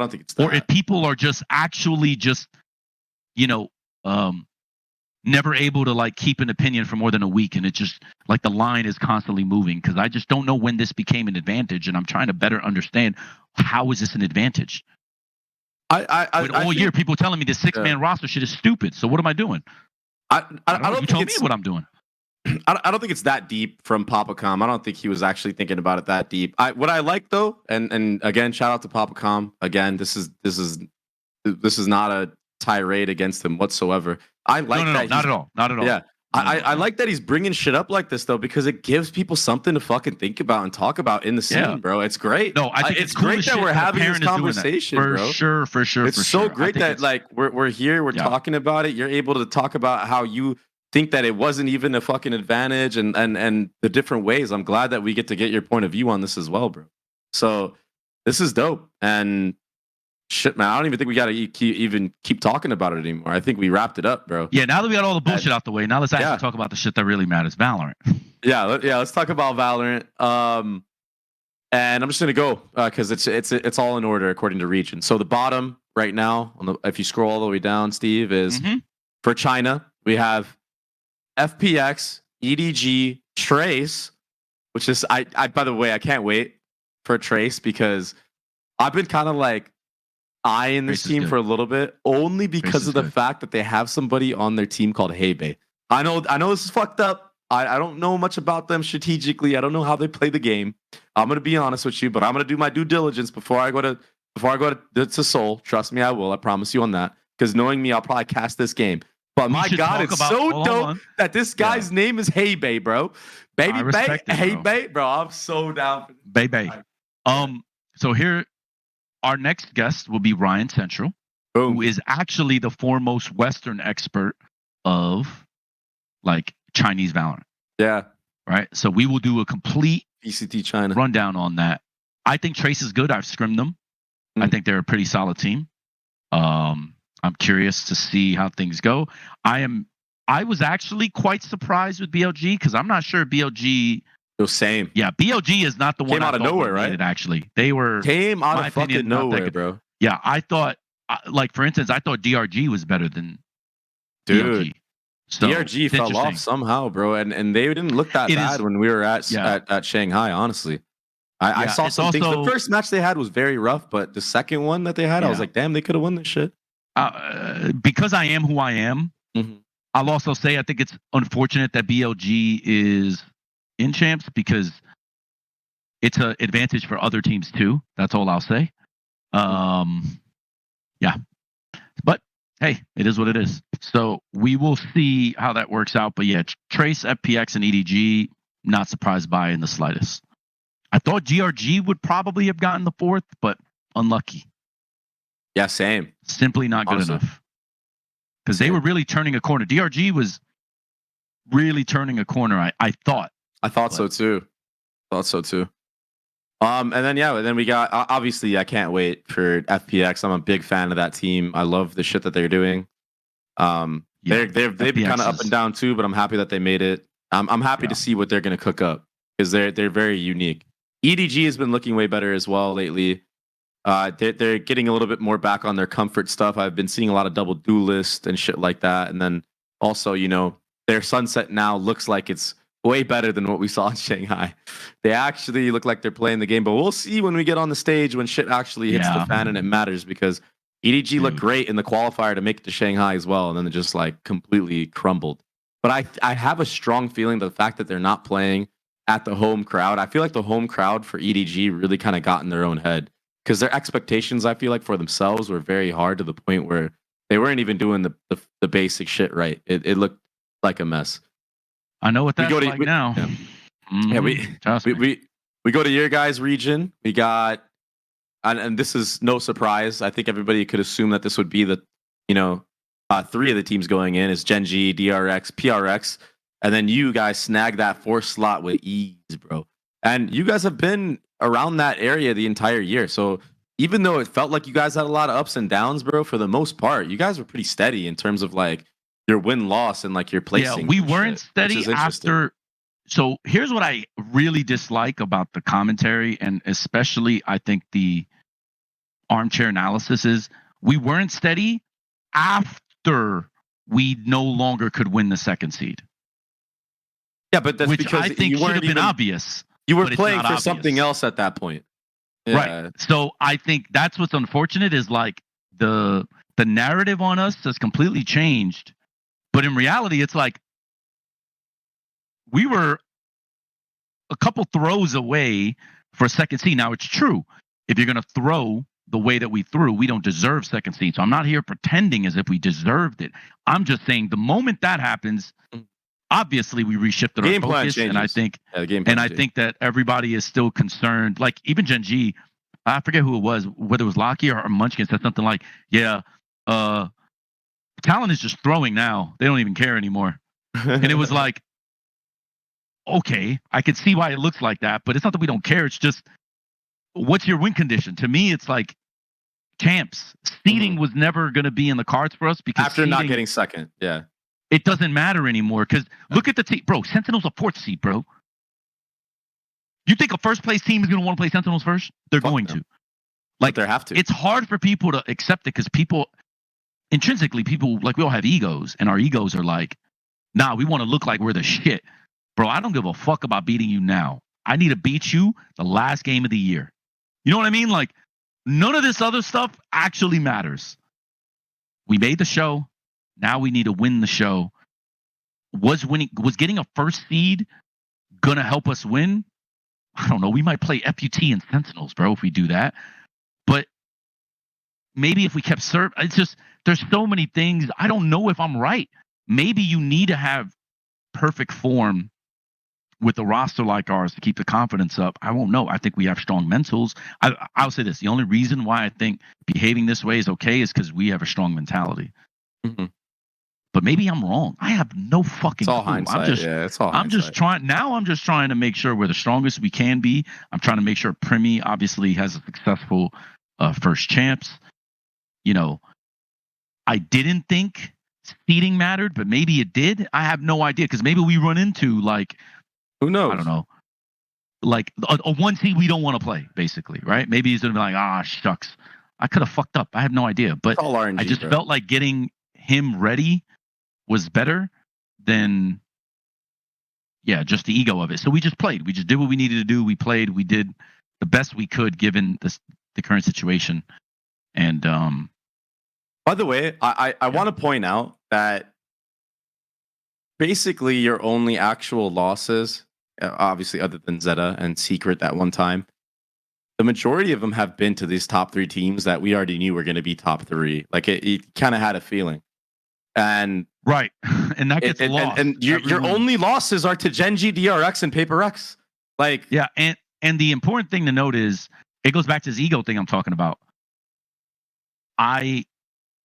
Zeta's GM basically said I was dog shit, and I showed you the email.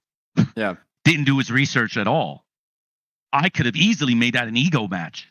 Carlisle's there, I was with him at Furia, all that stuff.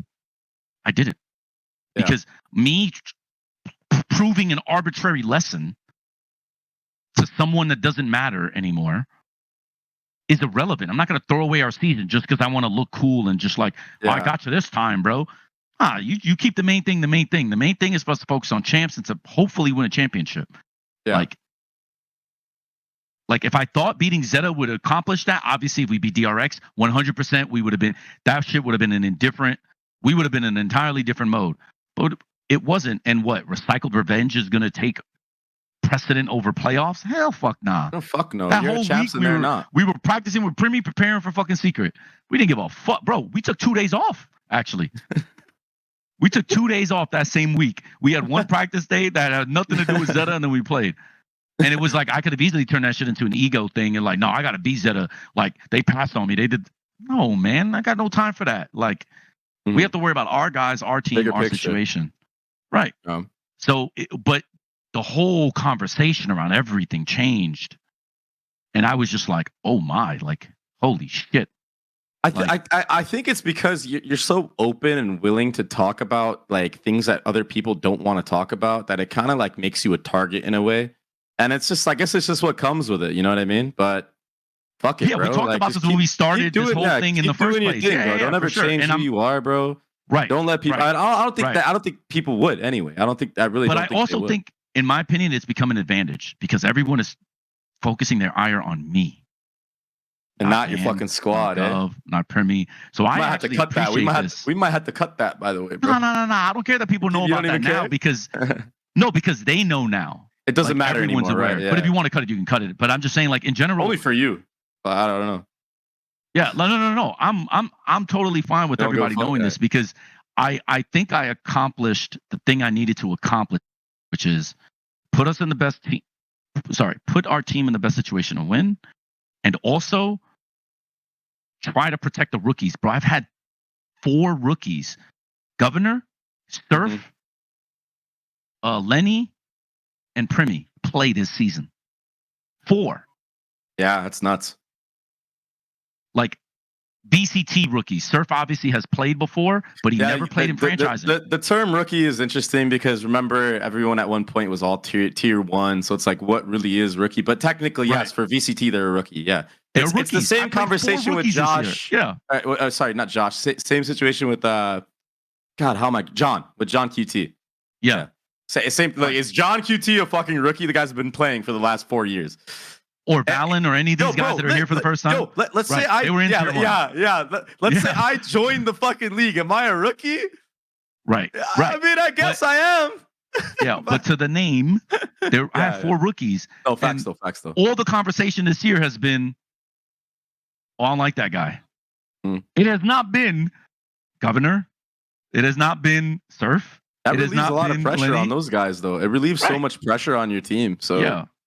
As a matter of fact, I think Cruz mentioned it, or somebody. He was like, "Bro, if we lose today, everyone's going to be not us, right?" Yeah, you told me. Remember I told you that, and I started laughing. I was like, "Actually, I didn't think of it that way, but you're fucking right." So I think that's actually a good thing for us. And if we fuck around and we win, or we go deep, or we do whatever, great. I think the narrative is obviously going to be about primmie and the players, and I think that's kind of where it should be, right? It's like all the venom gets thrown my way, all the praise gets thrown their way.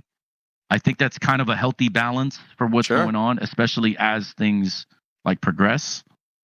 I'll tell you what, though, I'm pretty comfortable with that. It's better the fact that, like, let's just in general Reddit, right? Like, instead of like, I haven't checked Reddit threads about your matches, but I assume in the game that you lost against Zeta, it was not about the fucking players. They're probably talking shit about you. And that's good, because if your players are those players that like to look on Reddit, and all of a sudden they're reading these comments, especially as a rookie. I've seen this happen to a lot of players in Overwatch League, by the way.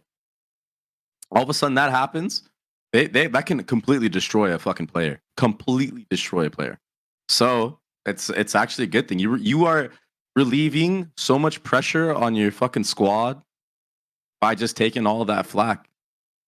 And it's not like you're doing like something extra to do that. You're just being yourself. So it's actually like a win-win. And you could give 2 shits about what fucking people say. I know that about you. Anyways, we'll move on. That was a nice little that was good. That was fun, bro. We'll go to EMEA. We got Fnatic, who, we were gonna talk about it, but I felt like we didn't need to talk about it. They got a sub. They got, they brought in an old coach again. I will say this. It's interesting that they keep bringing in Anderzz whenever they need to learn a new map or comp, but they don't give him the respect by keeping him on. So I'm like, I don't understand how this works. Why is he a genius whenever it's like a love-hate relationship strategically, but then when you think you're better and you don't need him anymore, you just go fuck off? This is what I don't like about people in general. Like, he's just a consultant, bro. He's a consultant. Yeah, but the thing that I don't understand is it's clear now. This is a tactic. They need to learn. I guarantee you it's Abyss. You don't have to tell me. Abyss, or he's fixing something that they have. Well, then why the fuck don't you keep him on? Why isn't he the head fucking? Anyways, I'm not even going to get into it. I'm just going to say that I don't like that stuff. Appreciate a guy when you have him. Like, Jovi got shit on. Anyways. This continues to happen to people. Right. And I don't understand. It's obvious now. It's obvious that this fucking guy is a big part of either why you were successful, because you wouldn't keep coming back to him. So to me, the interesting thing was Anderzz. I'm like, dude, these guys are crazy. And if I had the budget, trust me, I would have brought him here. We don't, and that's okay. And I'm not complaining about it. This is not Talon's fault, right? They have so many other teams. I get it. I understand what it's like to be an owner. So I know that I don't have an unlimited budget. Maybe if we win champs, I get all the things I want and things will be great. But certainly, someone over there knows he's valuable, but some other fucking idiots keep going, nah, fuck him. So, hello, pick one. Maybe he'll stay this time. We don't know. We don't know yet. You know what I mean? Please. But like this topsy-turvy of like firing a coach because he's dog shit, but then hiring him because we think he's good. It's just like, yo, pick one, man. Pick one. Make an assessment. If you have new information that is presented, cool. But Anderzz was fucking on the bench the entire year. Nobody signed him. So the fact that they came back, to me, it's clear as day. Oh, they need Abyss help now, right? Lotus was last time. Now it's Abyss. Year later, You know, next fucking map, they're gonna do the same bullshit probably, unless they smarten up. Like, just pick one, man. Mm-hmm. And again, if people need to understand why I'm so sensitive about this, is because I don't really like what happens in our society in general. Because there are a lot of people that don't talk or don't speak and don't say anything that are grossly overlooked and underappreciated and underestimated. But then if you really pay attention, it's like, man, people must respect him because they keep either stealing his ideas or doing this or doing, and it's just like, at least have the human decency to say, we appreciate this guy, we want him on staff, we're going to keep him on, he's, you know, strategic consultant, whatever. But this hiring and firing, I just don't understand. Like, budgets are budgets, yes. But certainly if a guy is important enough that you keep signing him, this is what, like the third time they've done this? I have no idea. Yeah. No, bro, I'm telling you. I didn't even know about any of this, by the way. I know who Anderzz is and I follow him, but I didn't know the lore behind it, bro. I get it now. Yeah. So I get it. All I'm saying is, guys, what the fuck are we doing? There's so many people that get disrespected because the cool kids that actually talk are like, oh, this guy sucks. But those same guys don't do shit.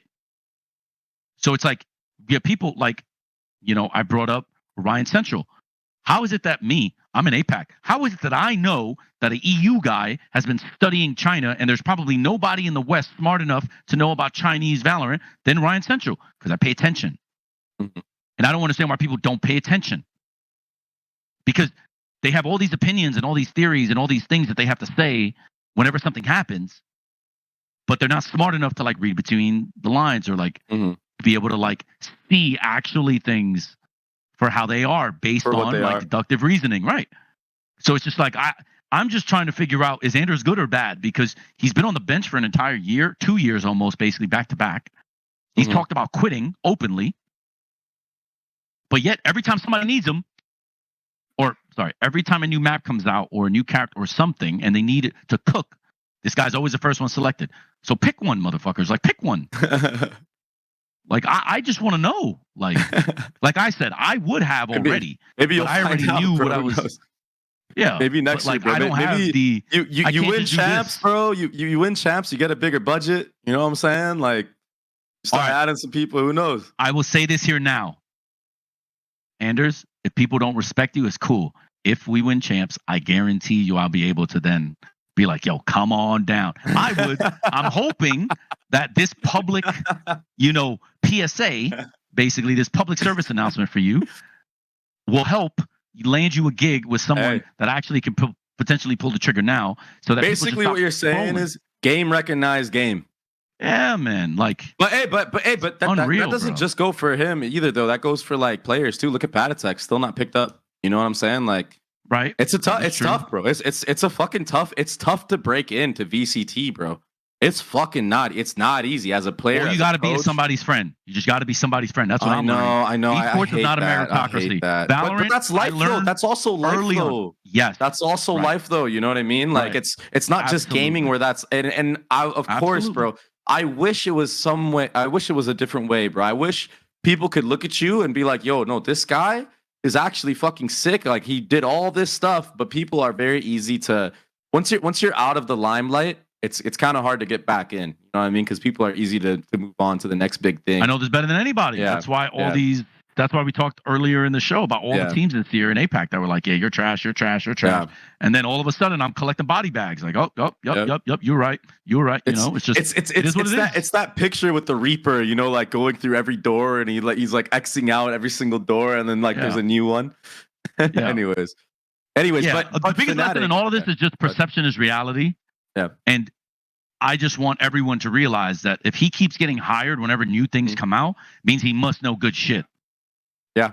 So maybe he isn't as invaluable as people think. Maybe people want to go, you know what? Maybe having this guy year round might be a good thing.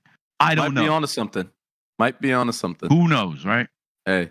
Anyways, so ever since Fnatic got the fucking god of hero, they have been undefeated, by the way, which is fucking great. Obviously, the bracket's not done for them. They would have been fine with Leo once they figured it out. No, for sure. They would have been fine with Leo. They would have been fine with Leo. But mad props to Hero and mad props to Fnatic for making it work with I mean, just making it work with a new roster, bro. Because losing like one of your star players, I mean that's not an easy fucking thing to cope with in general. But the fact that this kid came in and is just honestly, I feel like they needed this, bro. They needed somebody to just come in and just give them like a breath of fresh air and like give them more motivation.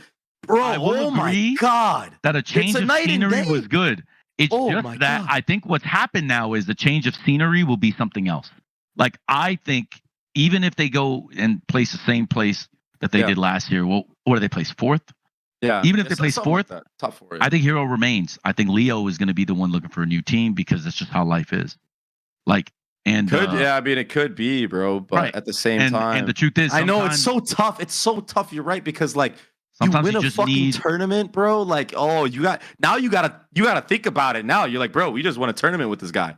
Yeah, you know. But the funny thing was, there was going to be another change if that didn't. If so it's like it's just how life is. Sometimes you are a victim of your circumstance. Sometimes you are a benefactor of your circumstance. And I think that no matter what, it shows that the roster is fine. The roster was good, right? Because they plugged someone else in, looked just as strong. It is what it is. I think Fnatic is Fnatic. I have not wavered in my assessment of what I think Fnatic is and would be this year. I am looking forward to getting the chance to play them at Champs. Yeah. Hell yeah. Yeah, I mean, yeah, you might have to. And okay, so we got for EMEA, just to get back to it, we got Fnatic, we've got Team Heretics, which we knew, and then we got Foot, which like we knew because Foot had the best record in the seasons by far. Right. They fucking owned. And then this one was up for grabs, the slot, and that was Vitality. Could have been Liquid, could have been Vitality, it was up for grabs, but motherfucking safe, bro. Trex, bro. The fact that putting safe on Duelist again. Oh, baby, this guy is fucking nutty. And hey, by the way, mad props Liquid to Runner. Is gonna, mad Liquid is gonna regret that one. Of course. That was crazy in the first place. I can't even believe that happened. I thought it was safe though. Didn't Safe do that? It wasn't safe? It was. No, clearly it wasn't safe because he had that interview where he was like, yo, it was fuck safe in Redgar, and then they ended up getting rid of both, which I think was interesting. But that's troll. That's troll. Yeah. But okay, whatever. Shit happens, right? I'm impressed by Runner, who started off, playing Duelist, swaps to that fucking, that Sentinel role, and you're a big fan of this shit. We've been talking about this again all year long. How we thought that, putting Duelists on Sentinel is going to be great for a lot of teams. I'm impressed how he's been able to like do it so effortlessly, kind of like Leaf in a way. It honestly felt like Leaf in a way. And he's still putting up crazy numbers in terms of his first kills and first deaths. That's what's impressive to me with Runner, is that he might not go positive in these games, but he's going hella positive in first kills, first deaths. That's nuts. You know what I'm saying? Like, most notably, their win against Heretics. For example, he goes 47 and 52, plays 3 different agents. He plays Killjoy, Cypher, and Viper. His first kills, the first deaths throughout the series, 13 and 4. Brother. I know. Great fucking job. Great fucking job. You did more than above. He's dying on retake. He's dying in other ways. He's not dying like in direct engagements where he needs to do his job. Yeah. I was very shocked by Vitality beating Heretics. I will be the first to admit that. I did not see that one coming. Same. But I will say that I'm also not surprised that Heretics will have a stinker, because at some point it needed to happen. Right. It's much better it happens now than later, but like you don't want that shit to happen later, because at this point they looked almost unbeatable. So eventually, when was are you that good that you actually just going to beat everybody, or when are you going to like go through some adversity to see if you can like kick it into the next gear? Because largely you learn so much more from your losses than you ever do your wins. But yeah, Fnatic 2-0ing everybody is just also something I actually didn't expect, but the wins per se I expected, but I didn't think it would be like as clean as it's a complete revitalization of Fnatic. It's fucking nuts. Anyways, that's EMEA, and now let's move on to NA. So we have 3 secured for sure. This just happened today with Leviathan beating Crew. Sentinels made it in based off of points. I think this is fucking great because we want to have the best competition in the game. Obviously, for you, it's different because you don't have to fucking play against the best. You want to have easy breezy route. Actually, the exact opposite. Really? Yeah, so you I like know- it? You like it? Like, I'll give you. Yes, I do, because It's good at for the end the of the game. day, It's good for the game. yeah. But at the end of the day, making out of groups is often harder than the next stage. Mm. So I'd Groups rather is get it gonna out be of the way crazy. early. There's so many I'd rather fucking get it good out of the way teams. now. Oh my Right. god, there's so many fucking good teams. It's all these teams are really fucking good. All of Right. them. But okay, so we got Right. Leviathan. We've got G2 who just qualified by beating 100 Thieves. We've got Sentinels, and now this is the last seed going in. 2 champions for NA, and it's between 100 Thieves and Crew. That's what it all comes down to, bro. And then obviously we haven't gotten to seeding yet because not everything is officially done yet. And then going into next week, we're gonna break down probably how the seeding went. We're gonna go in way more in depth about the matches. This was our little ranting, entertainment, shit talking podcast, whatever you want to call it. Just clearing the air on certain things, not trying to add more fuel to the fire, but just bringing certain things to light. And that's it. So that's going to be the end of this pod for now. Honestly, I think that's a good point to wrap it up. It's been a while. We talked about so much shit, and I can't wait for again, next week to talk about groups. I cannot wait, dude. I can't wait to watch the rest of these games. I can't wait for all this shit, bro. It's been G2 versus 100 Thieves was a banger, bro. for Man, sure. G2 are fucking Banger. insane, bro. Yeah. G2 are Foot versus fucking Fnatic. insane. No, sorry. Foot versus Heretics was unlucky, bro. Unlucky, bro. That was It's close games, bro. that You that I don't want to say it's a banger because I actually thought both teams fucked up, but like that series actually could have went either way, but it wasn't a banger if that makes sense. Like you know how I get it. I saw so many more mistakes, let's say, out of the Sunset or like out of Heretics Foot than I did on G2 100 Thieves, Mhm. or at least what I would perceive to be mistakes.